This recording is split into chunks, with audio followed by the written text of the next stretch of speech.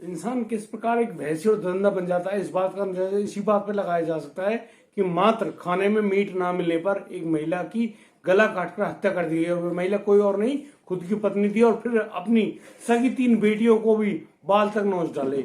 यहाँ दोस्तों मैं भीषम प्रकाश आपका स्वागत करता हूँ पीपी थॉट्स में। दोस्तों यहाँ ये जो मामला है ये सामने आया है अलीगढ़ से। अलीगढ़ के एक गाँव में ये जो घटना है ये सामने घटित हुई, जहाँ आरोपी का नाम सगीर बताया जा रहा है और जो मृतका है वो उनका नाम गुड्डो बताया जा रहा है। आप जानते हैं इस समय हमारे मुस्लिम भाइयों की रोजे चल रहे हैं और रोजों में वो रोजे रखकर अल्लाह को खुश करने की पूरी प्रक्रिया को अंजाम देते हैं और पूरे दिन ना पानी पीते हैं ना खाना खाते हैं।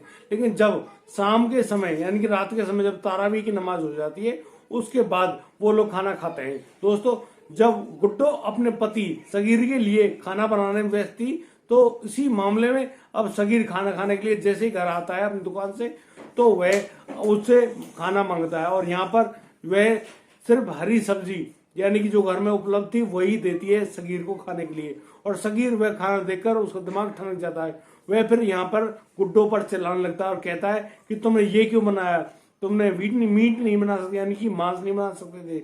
और इसी बात को वह गुड्डो मना करती है। वह कहती यदि वह यह सब लेने के लिए मार्केट जाती तो आपके खाना बनाने में बहुत देर हो जाती, इसलिए मैंने ये सब नहीं बनाया है।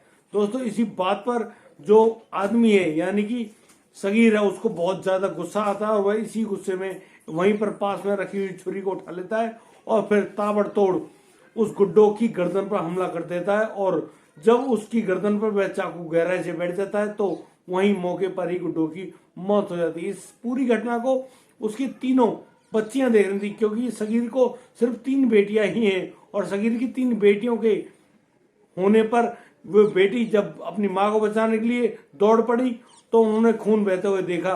इस बात पर वह अपने पिता से लड़ने के लिए जैसे तैयार हुई यानी कि अपनी माँ को बचाने के लिए जैसे ही वो आगे बढ़ी तो उनके पिता सगीर ने उनके भी बाल खींचे और बाल खींचने पर उन लड़कियों के बालों को सर में से तोड़ भी दिए यानी कि बाल नोच भी लिए। दोस्तों उन लड़कियों के सर में से भी खून बहने लगा। यहाँ पर उन लड़कियों की उम्र 8 वर्ष 7 वर्ष और मात्र 3 वर्ष है। उन बच्चों की हालत भी बड़ी खराब है।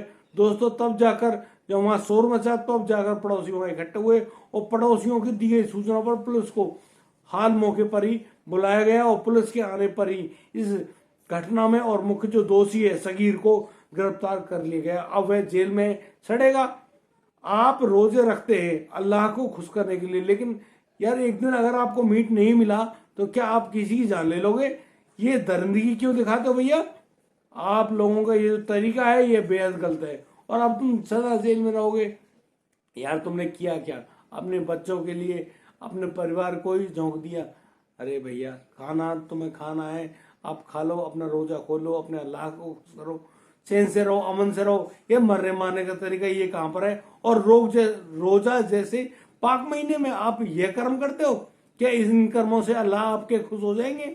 ये बेहद ही शर्मनाक घटना है। और दोस्तों इस मामले में अब किसी भी मुस्लिम धर्म गुरु ने कोई बात या कोई कमेंट पेश नहीं करी है। भैया आप कहाँ गए आप लोग?